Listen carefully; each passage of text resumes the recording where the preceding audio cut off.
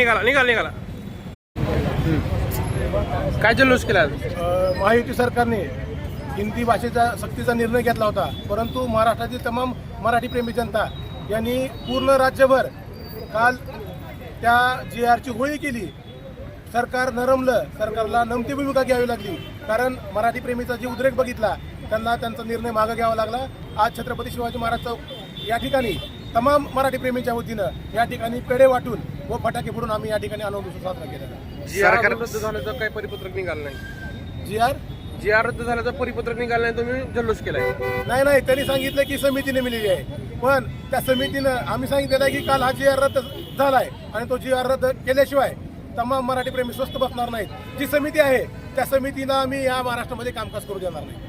सरकारकडे असलेलं पाशवी बहुमत पाहता आणि शक्तीपीठ सारख्या महामार्ग होणार नाही म्हणणारं सरकार परत शक्तीपीठचं भूसंपादन करतंय. तुम्ही सरकारच्या या निर्णयावर विश्वास ठेवाल का? सरकारला काल सरकारने फक्त चुणूक बघितली, त्या JRची होळी केलेली सगळ्या पूर्ण मराठी प्रेमींनी. जर हा निर्णय लादण्याचा सरकारचा प्रयत्न जर काय जल्लोष केला?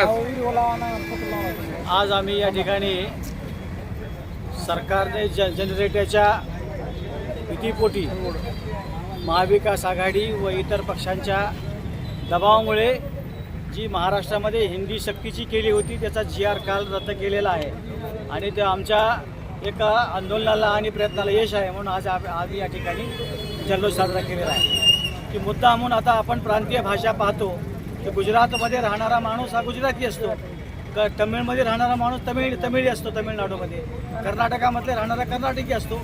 ते हिंदी भाषा ॲक्सेप्ट करत नाहीत किंवा बोलतही नाहीत. आता मी अनेक राज्यामध्ये फिरलो, कालच मी कर्नाटकहून आलो, त्या ठिकाणी चुकूनही कोणी हिंदी बोलत नाही. आपण जर बोलायचा प्रयत्न केला तरी ते समजत नाही असे बोलतात. मग महाराष्ट्रामध्ये राहणारा प्रत्येक माणूस हा मराठी आहे आणि महाराष्ट्राची प्रथम भाषा ही मराठी आहे, म्हणून मी मराठी आणि मराठीचा अभिमान असला पाहिजे प्रत्येक माणसाला. आणि अनेक भारतीय जनता पक्ष व त्यांचे मित्रपक्ष आणि त्यांचे समर्थक अशी चुकीची भावना निर्माण करत आहेत की मुस्लिमांची भाषा हिंदी आहे आणि त्याच्यामुळे त्यांनी विरोध करू नये. मुस्लिमांची भाषा ही प्रथम उर्दू आहे आणि महाराष्ट्रामध्ये राहतो ही दुसरी भाषा ही मराठी आहे.